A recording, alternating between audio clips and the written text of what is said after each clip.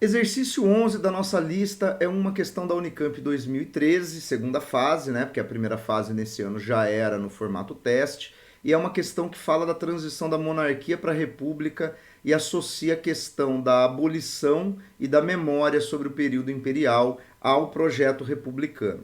Após a queda da monarquia, a república tentou ligar-se à memória da abolição. Seu principal argumento era a recusa do exército em capturar escravos fugidos.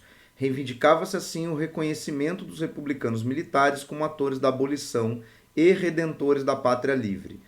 Nas comemorações oficiais da abolição, o 13 de maio, né, a data da Lei Áurea, e o 15 de novembro, data da proclamação da República, eram apresentados como datas complementares de um mesmo processo de modernização do país, abrindo as portas do Brasil ao progresso e à civilização.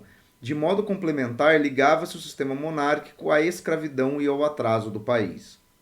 Então aqui aquela questão das memórias, né, das narrativas ligadas à construção de um ideário político, né?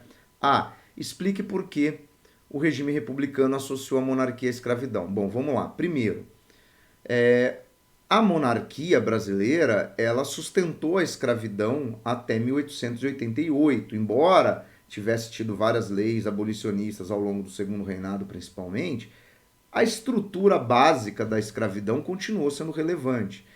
E os republicanos, nas origens do Partido Republicano, viam muito a questão da escravidão como um elo com o pensamento republicano, ou seja, para superar a monarquia e superar a escravidão, as duas coisas deveriam acabar ao mesmo tempo.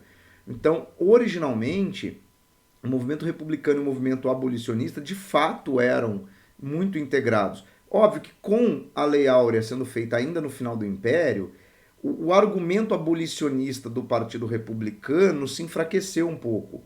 Inclusive é o que dá brecha, né, para que a ala militar do Partido Republicano, né, positivista militar, acabe sendo mais visível até nos últimos momentos do Império do que a própria ala abolicionista, né, que perdeu um pouco o apelo. Mas por que eles querem associar então a monarquia à escravidão? Primeiro, porque de fato, né, o período da monarquia no Brasil coincide com o período final da escravidão, ou seja, o governo imperial brasileiro se estendeu por muito tempo e, na verdade, só foi acabar com a escravidão já quando estava em decadência. A outra grande questão é o seguinte, né? E aí voltando no texto, até talvez seja a resposta mais adequada, né? Os republicanos, eles queriam mostrar que a proclamação da República era a transição para um Brasil que deixava para trás aquilo que era visto como ultrapassado, né? No caso, o sistema republicano via a monarquia como um sistema político ultrapassado e a escravidão como uma estrutura social ultrapassada.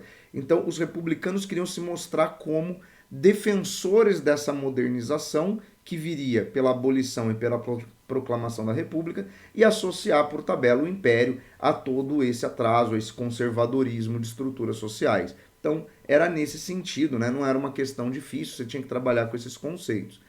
Agora, a B, como a questão militar contribuiu para o fim do Império Brasileiro? Aí, de fato, não tem vínculo com o texto. Você teria que lembrar o seguinte: o Partido Republicano, ele ganha muita força no Brasil, ele se estrutura a partir de 1870. Coincide com o término da Guerra do Paraguai. E com a Guerra do Paraguai, os militares brasileiros do exército, né, porque o movimento republicano ele é sobretudo do exército, a armada, né, a marinha de guerra, vai aparecer politicamente, inclusive no início da República, se opondo, né, aos presidentes tanto Deodoro como Floriano Peixoto. Então você tinha que lembrar o seguinte, que com o término da Guerra do Paraguai, os oficiais do exército brasileiro passaram a ter um certo prestígio social como vitoriosos da Guerra do Paraguai e começaram a pleitear um espaço político maior.